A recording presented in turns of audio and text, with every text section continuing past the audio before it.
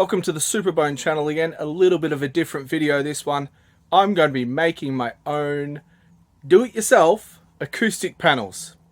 Going back about a year and a half or something, when I decided I wanted to start recording, I looked around to see if anyone had acoustic panels for sale secondhand. And lo and behold, there were. And this guy had a bunch of them. 50 quid for, I think, 8 2 by 4 feet panels, and all I had to do was drive down to Winchester to pick them up. So I managed to stack them all on the roof of my car and got them the couple of hours home, and I've been using them to record all the videos, and they've been going well, but I never mounted them on the wall because I'll show you the horrible color that most of them are. There's one there, just the green. And they look a bit tatty, so I decided I want to recover them. But one of the issues was just the way they'd made the panels. I wasn't really able to hang them very well because they'd only use a thin strip of wood. Anyway, a lot of the glue had actually come undone, so some of the panels were coming away. So I decided I'm going to make my own and make them with a more steady wood frame all the way around. So I'll show you how it goes. But this is me being a complete do-it-yourself newbie, trying to do-it-yourself acoustic panels. So I'll probably get it wrong along the way, but hopefully we'll come out with something in the end that will improve my room acoustics. And obviously I want to mount them on the wall. We've got a big plan for them. So we've done a taster, just a little test to see how we'd end up looking, the panels would end up looking like. So this is it here. This is the yellow version. A lot of our decor in our house is yellow and grey, so we've gone for that. As you can see, it's half the size. And we want to do that because my recording studio is also our living room. So it has to be aesthetically nice, and putting massive panels up on the wall that everyone can kind of see wasn't really going to work. So I've compromised. Hopefully it will still work with the acoustic treatment we want to achieve for the recording. It is on the back wall, so I'm not recording into the smaller ones. There'll be 5 of those. I'm going to do 2 of the same size those. They're going to be right in front of me when I record, so they'll absorb a lot of the reverb in the room, and we've got quite a big roof.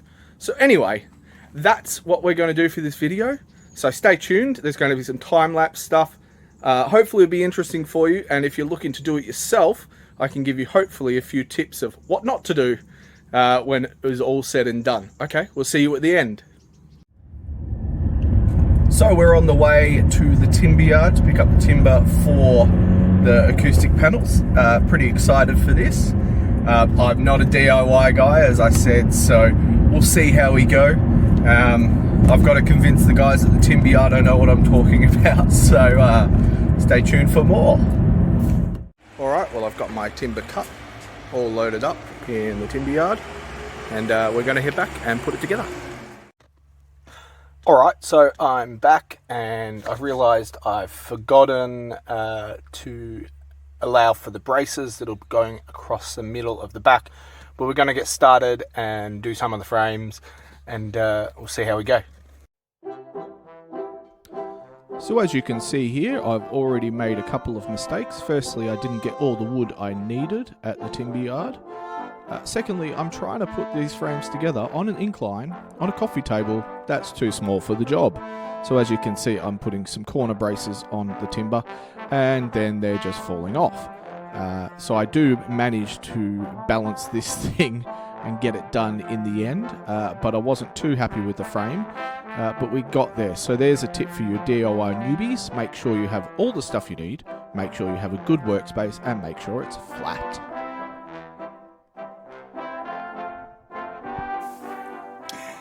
So it appears that trying to do this on an incline, on the drive, on a coffee table wasn't the best idea. I managed to get the big one done because it was only 300 millimeters wide, and I think it's fine.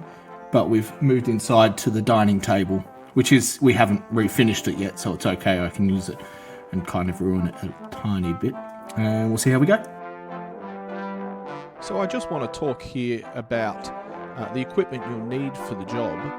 Of course, you can see those red corner braces. They're quite handy for making frames with a 90-degree angle. They work really easily.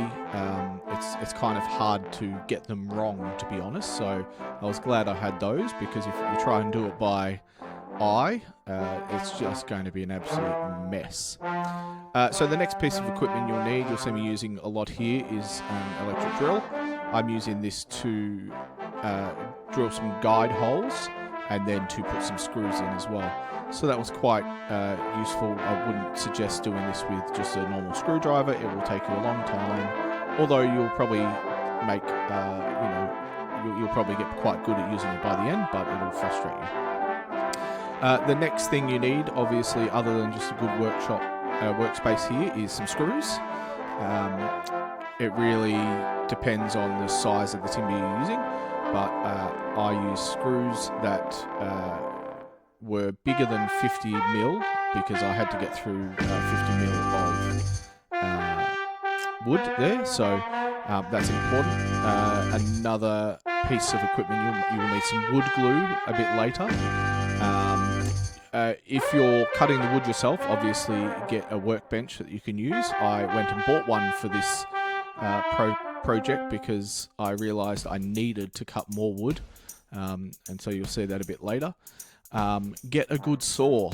Now, one of the tips for sawing is that you need to measure it, but you also need to kind of cut outside the line that you draw, which was the issue that I had, because I actually cut some pieces of wood that were too short.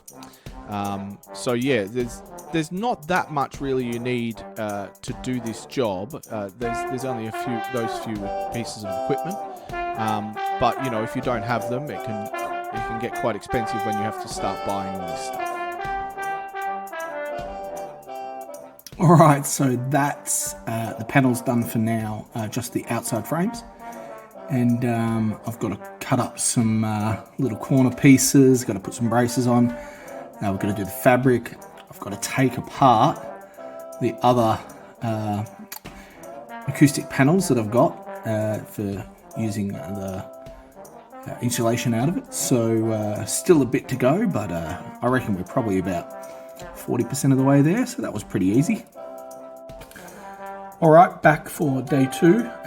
Yesterday I realised that I didn't buy some of the wood for the braces to hang the frames on, and also to just support it a bit more. So I went back and got those yesterday, and today I'm going to be attaching them, as you can see, inside, which will be a challenge. So I've got to cut them to fit and make sure that all the screws are nice and centered.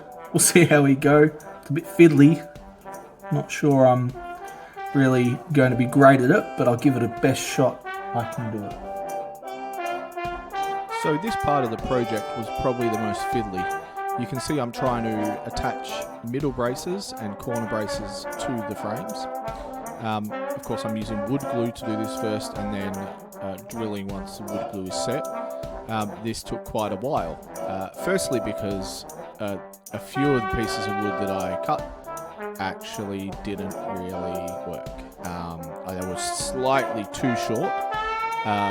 So one thing I probably will do if I make another one in the future is I'll make the brace along with the frame, so that it all goes together without worrying about trying to having to, cut an exact piece of wood. It should be easier to put it all together at the one point than in this part.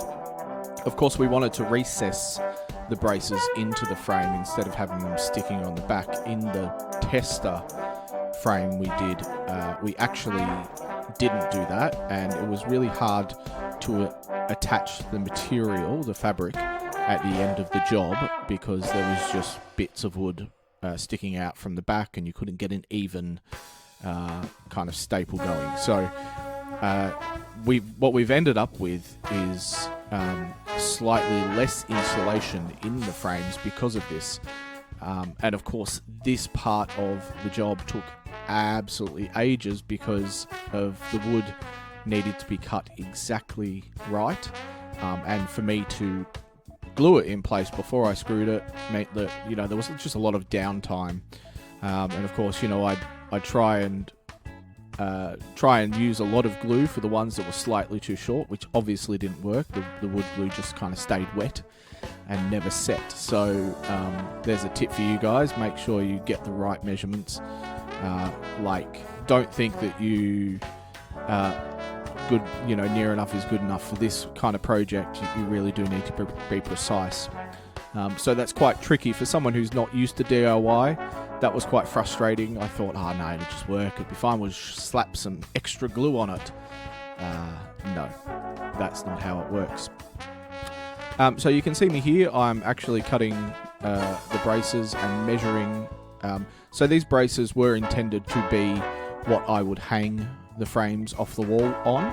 But after this kind of hurdle that I've had to come across, I'm not sure they're the best option to hang off. I mean, they are attached by screws, but you know, they're not all of them are absolutely flush.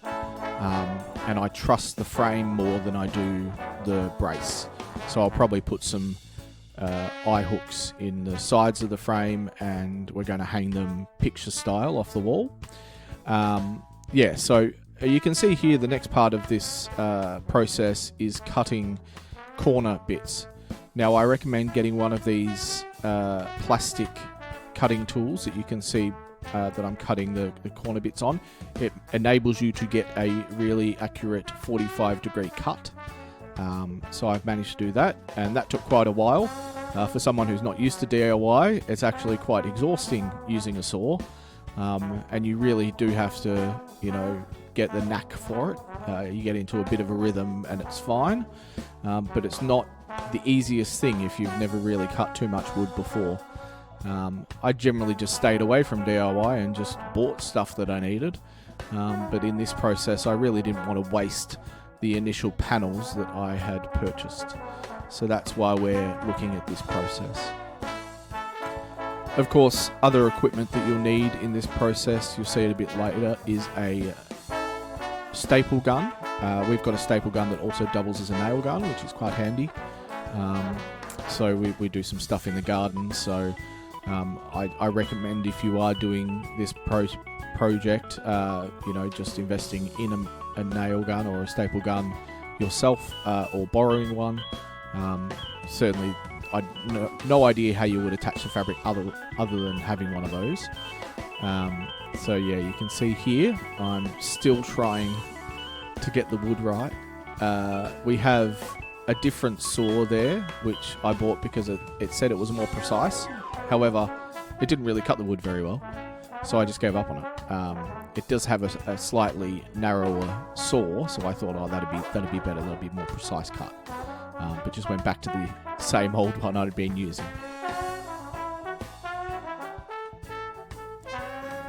Well, that's it for today. It's definitely taking a little longer than expected, but we are prepared to glue everything together and hopefully dries overnight. And then we'll be putting the fabric on and finishing it all off tomorrow, or maybe another day. I think we're a bit busy tomorrow.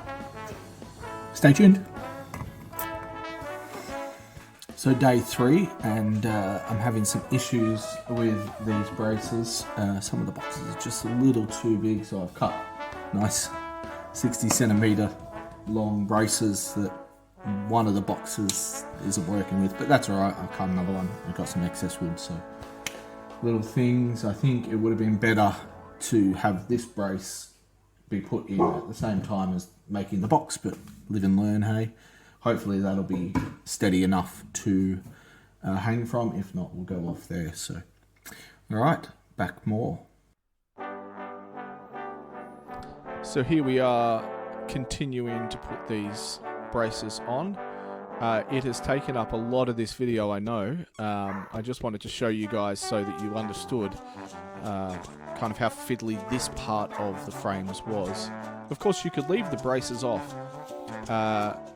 I was keen to put them on. I think not being very confident with do-it-yourself, I thought that if I have the braces on, they're more likely not to fall apart, which is a good thing. As I'll be mounting them on the walls, I don't want them to fall down from the walls when they fall apart. And really, you know, I could have tried to use the original frames, but they really weren't reusable. He hadn't really built them very steadily. I guess they were fine once he put them on his walls, but once he took them down from his walls, some of the glue had started to come off, and it really just wasn't going to work for me. So that's why we've got this big project here. Alright, so we have the frames all made, all the braces are in. It's only taken me the whole week, but we're about to take the fabric off these older frames, you can see, and get the rest of them done. Hopefully we'll be able to finish this today. If not, we're going to save the insulation and hopefully do it another day. Yeah, this is like taking ages, but it's going to be good in the end. So here you can see the original frames. You can also see my dog Mila. She's quite interested in the project, and I didn't realise until about 10 minutes in that while I was protecting myself with gloves and goggles and mask, she wasn't exactly protected, so a bit of a whoopsie there. So you can see just in a moment I kind of realise it, and I put her inside, so no harm has come to her. I was really careful with the rockwool, which is it can be dangerous if you ingest it, if you inhale it, if it gets in your eyes, for instance. There she goes, so she's safe now and nothing's happened to her, which is good. You just got to be careful. I was doing this outside because it was a nice day, and I certainly didn't want to work with the rockwool inside. So you can see what's happening here is that the frames are actually metal with a small wooden frame around one edge of them. And that was the biggest issue with trying to hang them again, is I did try to hang one, and the wooden frame just wasn't actually very secure, because it's basically just glued onto the frame. So once it had kind of been taken down and moved across the country, it just wasn't very structurally there anyway. And of course, the fabric of those green ones wasn't a very nice colour. Well, you know, I think if it fit your decor, it would be lovely, but it really didn't fit ours, so it has to go. Of course, you know, it's quite old fabric too, and there was loads of dog hair on it and some holes, and yeah, it'd just be nice to put something new in our house. So this is a not that much of a complicated part of the process, but just taking apart everything. So we're up to the fabric on the back phase. I've cut my old fabric off the old acoustic panels. 2 size, hopefully I've done it right. And I'll be stapling onto the back. So here we go. So one thing I was glad of is that we had materials to reuse from the frame. So I used the fabric that's going on the back of our frames. It just means it's a little less expensive in terms of fabric. Fabric's actually quite expensive. You know, you can get some cheap stuff. I've seen people use bed linen, cheap bed linen before. But it was just good to be able to put the fabric on the back of the frame so that we didn't really have to incur that extra cost. And of course, to reuse the rockwool, when the whole job only cost me 50 quid initially for all the frames, you know, it was worth reusing that rockwool. I do have a load of it left, so we'll see what happens with that in the future. I might have to make some more frames out of it, to be honest. So we're up to the next stage, which is to put some insulation in these panels. So I've taken all the insulation out of the old panels, took me quite a bit, and it's rained over the last couple of days, so fingers crossed that my tarpaulin structure has held and the insulation isn't just completely soaked. So we'll see what we can do. I'm using a bread knife to cut the rock wool, which is what they tell you to do. So we'll see how it goes, and then we'll on to the next stage of covering it with fabric. So here we are, just putting the rock wool in the frames, getting inside. This is a pretty quick process. The rock wool is super easy to cut with a bread knife. Any serrated knife really is what they recommend. Just make sure you're protecting yourself. There's the dog again.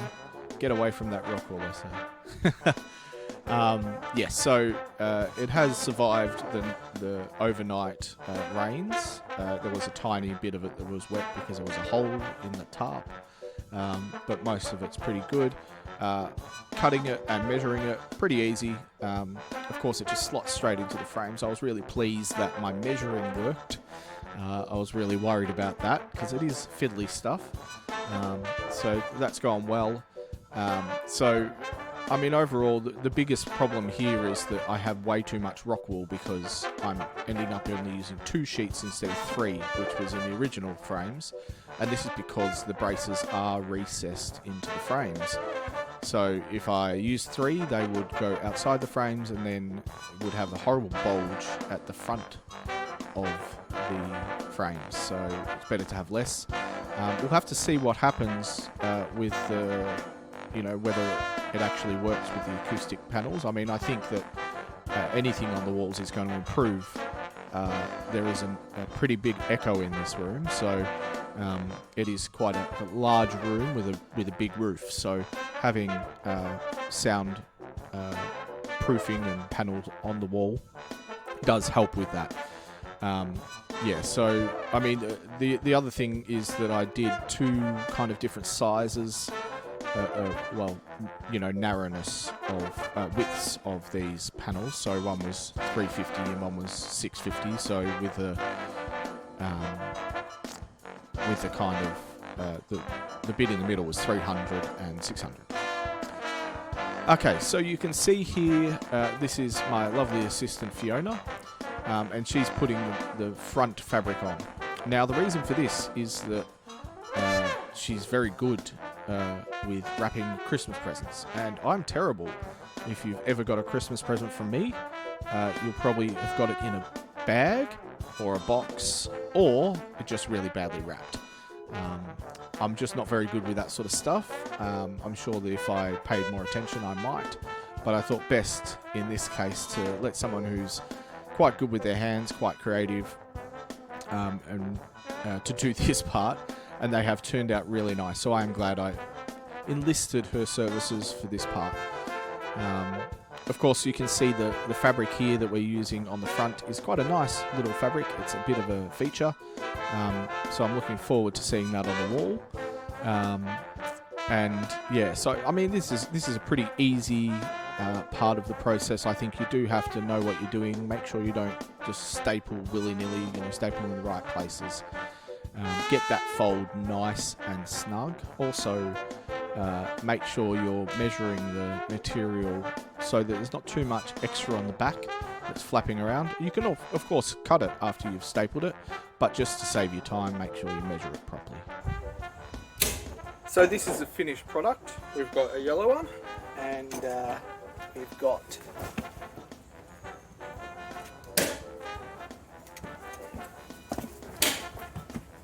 this pattern, which is kind of a feature. I kind of like it. So these are going to be in a group of 5 on the back wall. So a bit more of a feature wall.